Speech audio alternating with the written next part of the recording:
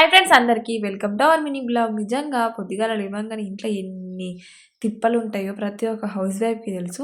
ఇక అదంతా పక్కకెడదాం గానీ ఫస్ట్ అయితే ఈరోజు ఇంట్లో పనులు కంప్లీట్ చేసుకొని దేవుడికైతే దీపం ముట్టిచ్చేసిన. ఇంట్లో పూజ చేసుకున్న రోజైతే ఎంత ప్రశాంతంగా ఉంటది. ఎంత పాజిటివ్‌గా అనిపిత్తది. ఎక్కడలేని ప్రశాంతత అంతా మన దగ్గరనే ఉందేమో అనిపిత్తది ఆ ఒక్కరోజు మాత్రము.